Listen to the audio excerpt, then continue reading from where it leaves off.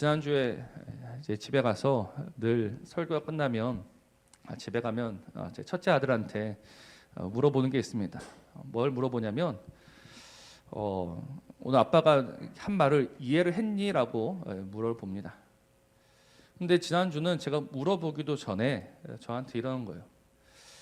아빠 이번 주 무슨 말인지 하나도 모르겠어라는 거예요. 이번 주 하나도 모르겠어. 지금까지 아빠가 했던 설교 중에서 제일 어려웠다라고 이야기하는 겁니다. 그래서 제가 그 말을 듣고 반성을 많이 했습니다. 왜냐하면 제 기준이 뭐냐면 초등학생이 이해하면 그 설교는 잘한 설교다라고 생각하거든요. 이건 뭐 제가 정한 기준이 아니라 신학교에서 배운 겁니다.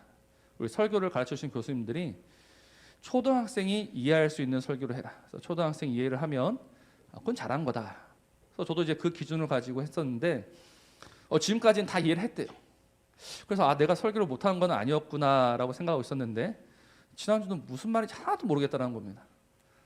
그래서 다시 유튜브 보고 해라 해도 뭐 이해를 했는지 아닌지 잘 모르겠습니다. 그래서 오늘은 반성하는 마음으로 준비했습니다. 그래서 오늘 조금 더 쉽게 그리고 가급적 짧게 하려고 합니다. 지난주는 30분이 조금 넘었더라고요. 그러니 기대하는 마음을 가지시고 함께 말씀을 나누었으면 좋겠습니다. 오늘 설교 제목은 아는 자와 모르는 자입니다. 아는 자가 있고 모르는 자가 있다는 겁니다. 이게 참 중요합니다. 왜냐하면 아는 자의 삶과 모르는 자의 삶은요 180도 다르기 때문입니다. 오늘 말씀은 무엇으로 시작합니까? 주님이 유대 땅에 거하시면서 세례를 베풀었다라는 이야기로 시작을 합니다. 나중에 4장 2절에 나오는데 주님이 베푸신 것이 아니라 주님의 제자들이 세례를 베풀었습니다. 근데 문제는 무엇이냐면 사람들이 점점 많아진다는 겁니다. 사람이 많아지는 것이 왜 문제냐? 왜냐하면 예수님보다 먼저 세례를 베풀던 이들이 있었기 때문입니다. 세례 요한과 그의 제자들입니다. 그러니까 세례 요한과 그 제자들한테 사람들이 몰려가다가 이제 점점 누구한테 간다? 예수님과 그 제자들에게 가는 겁니다. 그러니 세례 요한과 그의 제자들이 기분이 좋을 수가 없습니다. 또 거기다가 25절을 보니 어떤 일이 있습니까? 오늘 말씀을 보면 변론이 있었다라고 나와 있는데 쉽게 말해서 이제 자기들한테 시비 거는 사람들이 나타났다는 겁니다. 그러니까 사람들도 오지 않고 그나마 오는 사람은 어떤 사람이다? 시비 걸러 온다라는 겁니다. 그러니 화가 나죠. 기분이 좋을 수가 없습니다. 그래서 지금 화가 나서 어떻게 해야 할까? 그래서 자기 대장인 세례 요한한테 달려간 거죠. 근데 세례 요한 입에서 어떤 말이 나올 것이라고 생각했을까요? 기다려봐라. 나도 지금 보고 있다. 내가 지금 무엇인가 한 방을 준비하고 있을 거니까 조금만 더 기다려봐라. 내가 한번 본때를 보여주겠다. 이런 말이 나오지 않을까라고 그 제자들은 생각하고 있었습니다. 근데 그 세례 요한의 입에서 나오는 고백이 무엇이냐? 오늘 29절 말씀입니다. 신부를 취하는 자는 신랑이나 서서 신랑의 음성을 듣는 친구가 크게 기뻐하나니 나는 이러한 기쁨으로 충만하였노라. 아니 제자들은 화가 나서 왔는데 정작 그 제자들의 두목이라고 할 수 있는 세례 요한은 기쁘다라고 합니다. 조금 기쁜 것이 아니라 기쁨이 충만하다라고 합니다. 분명 분노해야 하고 화를 내야 하고 그래서 지금 무엇인가 일을 하나 일으켜야 하는데 그것이 아니라 기쁘다란 겁니다. 도대체 어떻게 이런 일이 있을 수 있습니까? 사람들은 다 떠나갔고 정말 세상의 기준을 보면 그는 지금 낙동강 오리알이 되고 말았는데 왜 그는 기쁨이 충만하다라고 오늘 이야기하고 있습니까? 이것이 바로 지식의 차이입니다. 아는 것과 모르는 것의 차이입니다. 알면은 기뻐할 수 있고 모르면 기뻐할 수가 없는 겁니다. 지금 이 시대를 무엇이라고 부릅니까? 지금 이 시대를요 다들 분노의 시대다라고 부릅니다. 분노의 시대. 사람들이 다 화가 나 있습니다. 그래서 그 화가 나 있다는 것을 어디서 제일 잘 볼 수 있냐? 인터넷 댓글만 보면 알 수 있습니다. 거기에는 온갖 감정의 쓰레기들이 다 모여 있습니다. 지금 이 시대는 참으로 분노의 시대입니다. 그럼 교회는 어떤가? 교회 안에는 분노의 감정이 없습니까? 교회 안에도요 분노의 감정이 있습니다. 왜 교회가 싸우고 왜 교회가 깨져야 합니까? 사람들은 이야기합니다. 어쩔 수 없다라고 합니다. 교회도 사람들이 모여 있으니까 어쩔 수 없어. 교회는 원래 그런 것이야. 그러나 정말로 그렇습니까? 교회가 정말 어쩔 수 없이 깨지고 싸우고 그렇게 무너져야 하는 것이 교회입니까? 그렇지 않습니다. 우리는 그래 이거는 뭐 사람들의 어쩔 수 없는 문제라고 덮어놓을 것이 아니라 그 문제를 들여다봐야 합니다. 그 문제를 들여다보면 한 가지가 보입니다. 무엇이 보이느냐? 교회라고 하는 하나님의 사람들이 무엇을 모른다? 하나님을 모른다라는 겁니다. 하나님을 모르니 모이면 싸우고 모이면 헐뜯고 모이면 깨지는 것이죠. 그러니 우리는 지금 하나님 앞에 혼날 짓을 하고 있는 겁니다. 정말 우리는 하나님 앞에 망령된 일을 벌이고 있습니다. 그럼 어떻게 합니까? 우리는 알아야 합니다. 정말 알아야지만 하나님이 기뻐하시는 교회요, 하나님이 기뻐하시는 주의 백성으로 살아갈 수 있습니다. 오늘 우리는 이 본문을 통해서 두 가지를 알게 됩니다. 첫 번째는 무엇이냐면 하나님의 주권입니다. 하나님의 주권. 오늘 우리가 알아야 하고 배워야 하고 인정해야 하는 것이 무엇이다? 하나님의 주권이라는 것이죠. 오늘 27절 말씀입니다. 요한이 대답하여 이르되 만일 하늘에서 주신 바 아니면 사람이 아무것도 받을 수 없느니라. 하늘에서 주신 바 아니면 사람이 아무것도 받을 수 없다. 우리는 바로 이 하나님의 주권을 믿는 자들입니다. 이 주권에 관한 좋은 말씀이 욥기 1장에 나옵니다. 우리가 너무나도 잘 알고 있는 욥의 고백입니다. 내가 모태에서 알몸으로 나왔사온즉 또한 알몸이 그리로 돌아가올지라. 주신 이도 여호와시오 거두신 이도 여호와시오니 여호와 이름이 찬송을 받으실지니이다 하고 이 모든 일에 욥이 범죄하지 아니하고 하나님을 향하여 원망하지 아니하였다라는 말씀입니다. 욥의 상황이 어떻습니까? 우리 같으면 정말 미치고 팔짝 뛸 만한 그런 상황입니다. 하루아침에 다 빼앗겼고 하루아침에 다 잃어버렸습니다. 그래서 욥은 얼마든지 분노할 수 있습니다. 그 욥의 옆에 있던 욥의 아내가 뭐라고 합니까? 그렇게 살 바에는 하나님을 욕하고 죽어라라고 합니다. 그 정도입니다. 근데 욥이 입을 다뭅니다. 욥이 잠잠합니다. 그리고 오직 그의 입에서 나온 것이 무엇이다? 주신 분도 하나님이시오 취하신 분도 하나님이시니 하나님의 이름이 높임을 받을지어다. 하나님의 주권을 인정한다는 겁니다. 오늘 우리가 분노하는 이유가 무엇입니까? 오늘 우리 안에 이 분노의 감정이 사그라들지 않는 이유가 무엇일까? 다른 것이 아니라 내가 주인이라고 굳게 믿고 있기 때문입니다. 내 것이라고 생각하기 때문입니다. 근데 사람은 어떻습니까? 내 것인 줄 알았고 당연히 내가 주인인 줄 알았는데 하나 둘 뺏깁니다. 남은 것이 없습니다. 그러니 화가 나는 겁니다. 내 사람인 줄 알았습니다. 그런데 살아보니 내 사람이 아닙니다. 그래서 믿는 도끼에 발등 찍힐 일들이 얼마나 많습니까? 그러니 그냥 도끼도 아니고 믿던 도끼에 발등이 찍히니 그렇게 발등이 아픈 것이지 않습니까? 이 대목에서 사람들은요 두 부류로 나뉩니다. 하나는 더 끌어안는 사람들입니다. 그래 이제는 빼앗기지 않을 거라고 하면서 더 끌어안는 사람들이 있습니다. 그 손에 힘을 더 쥐는 사람들이 있습니다. 그다음 반면 손에 힘을 빼는 사람들이 있습니다. 다 빼앗기고 다 잃어버리면서 내 것이 아니었구나라고 배우는 사람들이 있다라는 것이죠. 오늘 이 배움이 저와 여러분의 것이 되기를 간절히 원합니다. 하나님이 주셔야 하고 또 하나님이 가져가시기도 합니다. 제가 이것을 누구를 통해서 배우고 있냐면 저희 집 셋째를 통해서 정말 잘 배우고 있습니다. 첫째와 둘째를 키울 때는요 그냥 엄마 아빠가 열심히만 하면 되는 줄 알았습니다. 그래서 아이는 이제 자라면서 이제 목을 가누고 뒤집기를 하고 앉고 서고 걷고 뜁니다. 그게 자연스러운 건지 알았습니다. 근데 하나님께서 참 약한 셋째를 주셨는데 목을 가누지를 못하고 뒤집지를 못합니다. 앉지를 못하고 서지를 못합니다. 걷지 못하고 뛰지를 못합니다. 그때부터 알았습니다. 하나님이 하셔야 하는구나.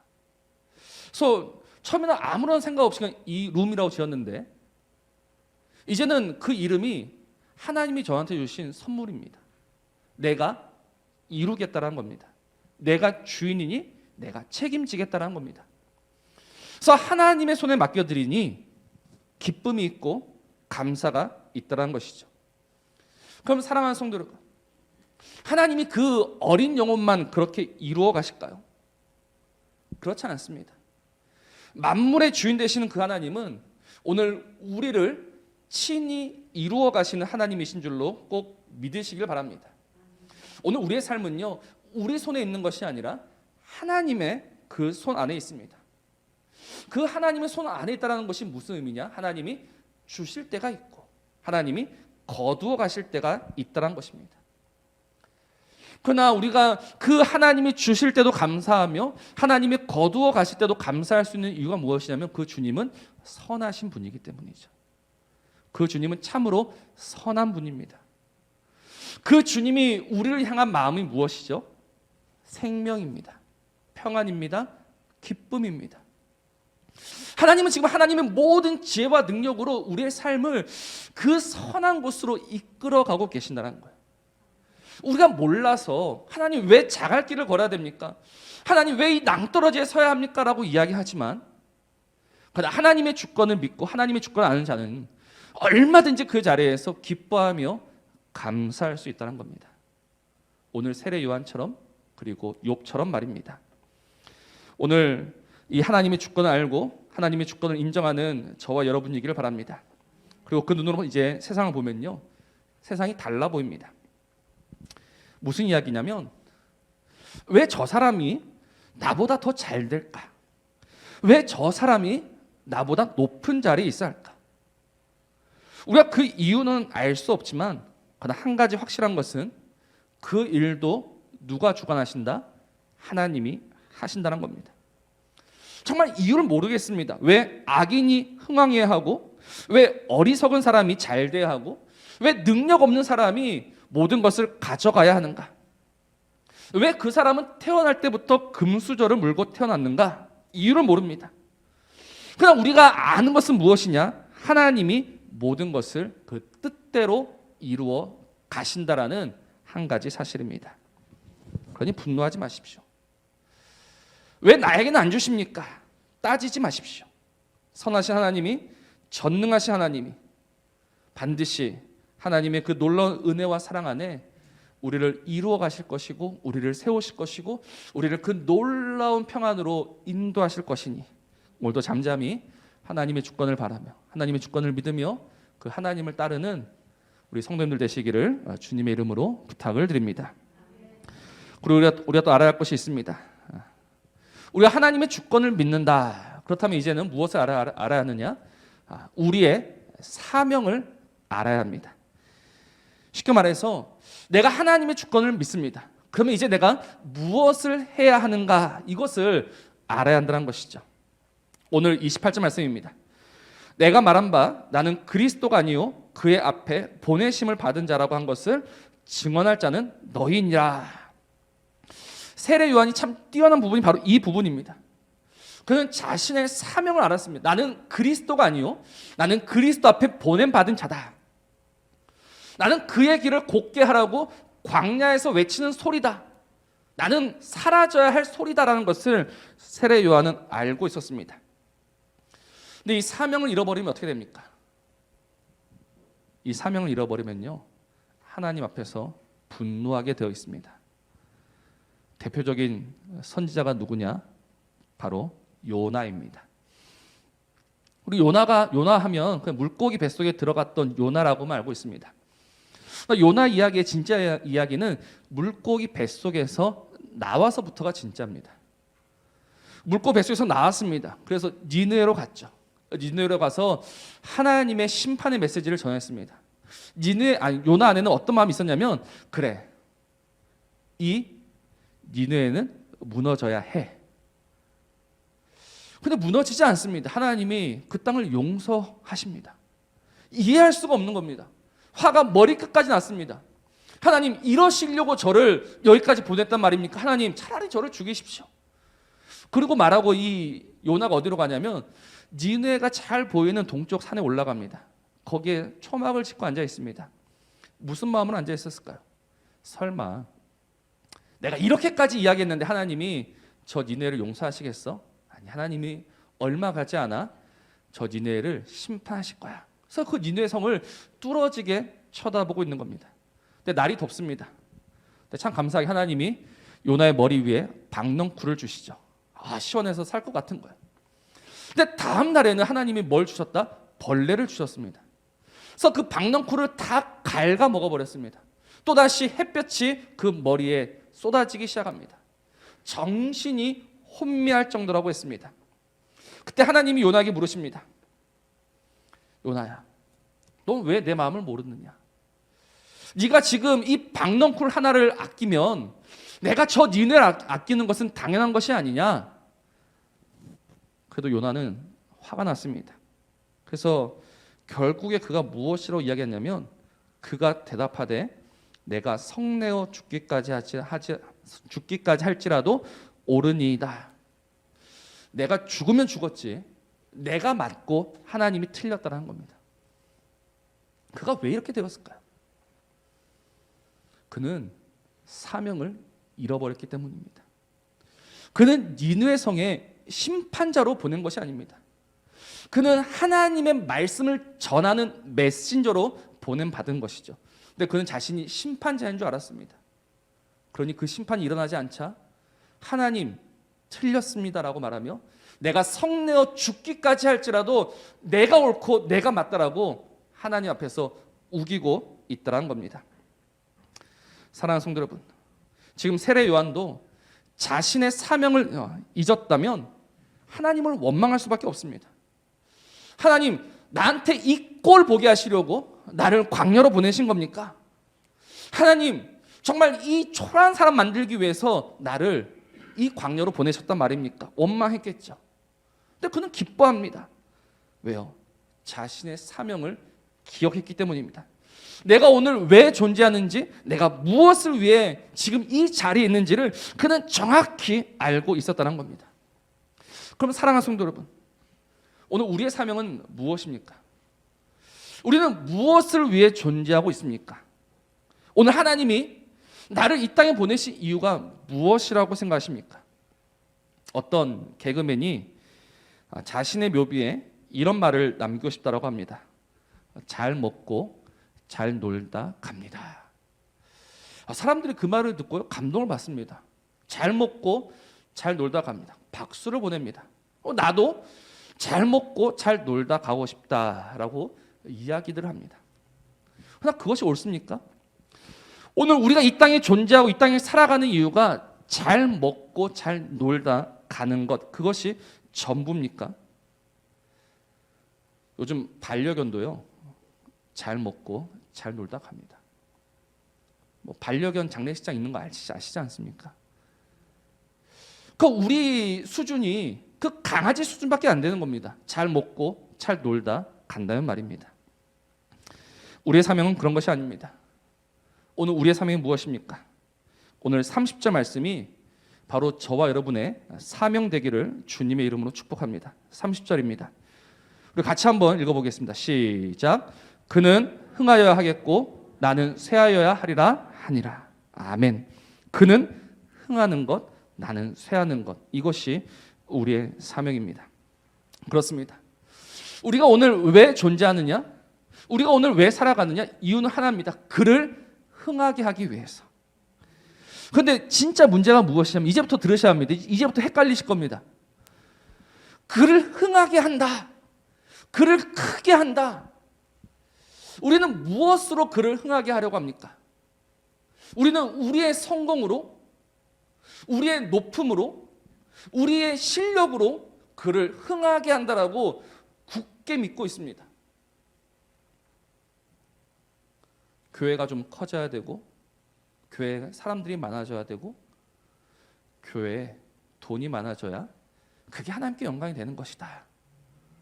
내 자녀가 좀 좋은 대학 가고 좋은 직장 가지고 그래야지만 그를 흥하게 하는 것이다 라고 우리는 믿습니다.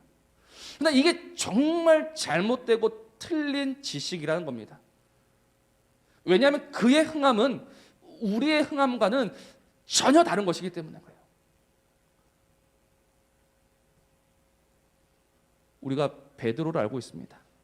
베드로가 위대한 신앙 고백을 했죠. 주는 그리스도시요 살아계신 하나님의 아들이십니다. 주님이 그 말을 듣고 감동을 받습니다. 와, 너 정말 대단하구나. 너의 믿음 위에 내가 나의 교회를 세우겠다. 그리고 나서 이제 주님이 하신 말씀은 무엇이냐면 당신의 성공에 대해서 이야기를 하십니다. 그래, 네가 이제 이 정도 컸으니까 이제 내가 이 땅에 온 이유, 내가 이 땅에서 거두고자 하는 성공이 무엇인지를 말해줄게라고 하셨습니다. 그래서 하신 말씀이 무엇이냐? 나는 이제 예루살렘에 올라가는데 죽을 거다라는 겁니다. 나는 이제 예루살렘에 올라가면 나는 거기서 죽을 거다. 이 말을 듣고 베드로가 머리가 돕니다. 그래서 성경 보니 그가 주님께 항변했다라고 합니다. 항변이 무슨 말이냐면 주님을 꾸짖었다는 말입니다. 뭐 조금 과장해서 이야기하면 주님의 멱살을 잡고 흔들었다는 겁니다. 주님, 그런 이야기는 하지 마십시오. 아니, 지금 조금만 있으면 우리가 이렇게 힘을 모아서 이 나라를 뒤엎을 수 있는데, 그래서 얼마든지 높은 자리에 올라갈 수 있는데 뭐 죽으신다고요? 그런 이야기는 입 밖에도 꺼내지 마십시오라고 주님을 꾸짖었다는 겁니다. 근데 주님이 그 베드로에게 뭐라고 하십니까? 사탄이라고 합니다. 사탄. 왜냐하면 마태복음 16장 23절입니다. 예수께서 돌이키시며 베드로에게 이르시되 사탄아 내 뒤로 물러가라. 넌 나를 넘어지게 하는 자로다. 네가 하나님의 일을 생각하지 아니하고 도리어 사람의 일을 생각한도다. 여기서 두 개가 딱 나뉘죠. 하나님의 일이 있고 사람의 일이 있다는 겁니다. 사람의 일은 무엇입니까? 커지는 거예요. 강해지는 겁니다. 높아지는 겁니다. 베드로는 내가 커지고 내가 강해지고 내가 높아지면 주님도 커지고 주님도 강해진다고 믿었습니다. 그래서 사람의 일을 생각했죠. 그래서 뭐가 됐습니까? 사탄이 됐습니다. 그럼 주님이 하시고자 하시는 그 주님의 일, 하나님의 일은 무엇입니까? 십자가에서 죽는 겁니다. 그럼 보십시오. 그는 흥하여야 하겠다. 이게 무슨 의미입니까?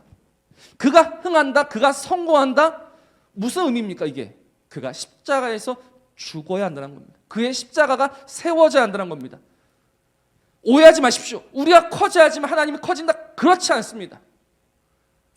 십자가가 세워져요. 십자가가. 그럼 십자가는 어디에 세워집니까? 십자가는요, 약한 자 위에 세워집니다. 십자가는 높은 자 위에 세워지는 것이 아니라 낮은 자에게 세워지는 것이 십자가입니다. 그래서 세례 요한이 뭐라고 합니까? 그의 흥함을 위해서 나는 쇠하여야 하겠다. 나는 작아져야 하겠다라는 거예요. 우리가 오늘 이 비밀을 알아야 합니다. 이게 오늘 우리의 사명이 되어야 합니다. 오늘 우리가 주님을 위해서 산다라고 하는데 알고 보면 주님을 위해서 사는 것이 아니라 단 나를 위해서 살고 있는 거예요. 그래서 우리는 하나의 말씀을 바꿔버립니다. 어떻게 바꾸냐? 그는 흥하여야 하겠고 나도 흥하여야 하겠다. 그가 흥해야 되고 나도 흥해야 되고. 그래서 제발 이런 기도 안 했으면 좋겠습니다. 나 하나님, 하나님의 일을 위해 마음껏 쓰고 싶으니 저에게 복 좀 주십시오. 우리 교회에서 11조 제일 많이 하게 했다. 제일 많이 하는 사람 되게 해주십시오. 그래서 내가 하나님 일을 하겠습니다. 정말 죄송하지만 그 하나님 일이 아닙니다. 그 하나님의 일이 아닙니다. 하나님이 하시는 일은 무엇입니까? 십자가를 세우시는 겁니다. 하나님 오늘도 그 십자가를 세우시기 위해서 이 땅에 오셨고, 이 땅에 오시어 누구에게 그 십자가를 세우십니까? 약한 자와 낮은 자 위에 세우신다는 겁니다. 그래서 사도 바울이 이렇게 고백하고 있습니다. 고린도후서 12장 9절에 내 은혜가 내게 족하도다. 이는 내 능력이 약한 데서 온전한 짐이라 하신지라. 그러므로 도리어 크게 기뻐함으로 나의 여러 약한 것들에 대하여 자랑하리니 이는 그리스도의 능력이 내게 머물게 하려 함이라. 사도 바울 몸에 육체의 가시가 있었습니다. 너무너무 불편합니다. 너무너무 힘듭니다. 하나님의 일을 하고자 하는데 여러 가지로 방해를 받습니다. 그래서 그가 3번이나 기도했습니다. 하나님 좀 빼주시면 안 됩니까? 빼주시면 얼마든지 하나님의 일을 더 잘할 수 있겠습니다. 그런데 하나님이 그렇게 빼주시지 않습니다. 뭐라고 하십니까? 야, 내 능력은 너의 그 약함 가운데 온전해지는 거야. 내 십자가는 너의 그 낮음과 너의 그 비천함과 너의 그 쓸모 없음 속에서 드러나는 거야. 이 진리를 깨달으니 사도 바울이 도리어 크게 기뻐했다. 그리고 이제는 약한 것들에 대하여 자랑했다. 왜요? 그리스도의 능력이 내게 머물게 하기 위해서. 사랑하는 성도 여러분, 우리가 오늘 이 진리를 알아야 합니다. 세상의 원리가 아니라 하나님의 원리를 알아야 합니다. 세상은 힘으로, 세상은 부로, 세상은 능력으로 모든 것을 평정하려고 하지만 하나님의 일은 그렇지 않다는 거예요. 그래서 하나님 우리에게 주신 사명이 무엇입니까? 오늘 이 자리에서 하루를 버티며 사는 것이 사명인 줄로 믿으시길 바랍니다. 오늘 이 자리에서 얼마든지 원망하고 불평할 수 있지만 그러나 이 자리에서 원망하지 아니하고 불평하지 아니하고 감사하면서 사는 사람, 저는 그 사람이 하나님의 사명을 이루는 사람인 줄로 믿습니다. 그리고 오늘 저와 여러분이 바로 그 사명 이루는 자 되시기를 주님의 이름으로 축복합니다. 그래서 우리가 오늘 말씀을 꼭 하나 봐야 될 것인데 무슨 말씀이냐면 오늘 33절 말씀입니다. 33절 말씀에 그의 증언을 받는 자는 하나님이 참되시다는 것을 인쳤느니라. 이게 무슨 이야기냐면 굉장히 중요한 이야기입니다. 그의 증언을 받은 자는, 그 앞에 32절 보시면 그의 증언을 받은 자가 있다라고 합니까? 없다라고 합니까? 없다라고 합니다. 지금까지 제가 했던 이야기, 우리의 힘으로 하는 것이 아니다. 정말 이 새로운 하나님 나라의 원리를 이야기하니 세상은 그 원리를 받아들일 수가 없는 겁니다. 아무도 받아들이지 않습니다. 그냥 받아들인 자가 있네요. 받아들인 자는요, 무엇에 목숨을 겁니까? 하나님이 옳다라는 것에 목숨을 거는 거예요. 하나님의 말씀이 옳습니다. 하나님의 말씀이 진리입니다. 하나님 당신이 참입니다. 내 약함이, 내 무너짐이, 내 쓰러짐이 하나님 나라의 밑거름이 되는 줄로 나는 믿습니다라는 이 고백이 우리에게 있어야 한다는 겁니다. 오늘 우리 교회가 정말 이 믿음이 있어야 합니다. 하나님, 내가 좀 커져야 되겠고, 내가 좀 강해져야 되겠고, 그래서 내가 좀 하나님을 위해서 좀 살아보고 싶다. 그것이 아니라 오늘 우리가 살아가는 삶의 자리가 얼마나 힘듭니까? 얼마나 버겁습니까? 그냥 그 자리에서 감사할 수 있다면, 그 자리에서 찬송할 수 있다면, 그 자리에서 기뻐할 수 있다면 하나님이 그것을 옳다 하시고 하나님이 그것으로 그래, 네가 정말로 나의 일을 하고 있구나 인정해 주시는 겁니다. 그래서 이 하나님을 아는 자 되시기를 주님의 이름으로 축복합니다. 그래서 원망과 불평으로 우리에게 주어진 이 시간을 버리지 마십시오. 하나님의 주권을 믿으십시오. 하나님 오늘도 일하고 계시며 하나님 오늘도 역사하고 계십니다. 그 하나님의 일하심을 믿으며 오늘도 감사로 찬송으로 나아가는 저와 여러분 되기를 주님의 이름으로 축복합니다.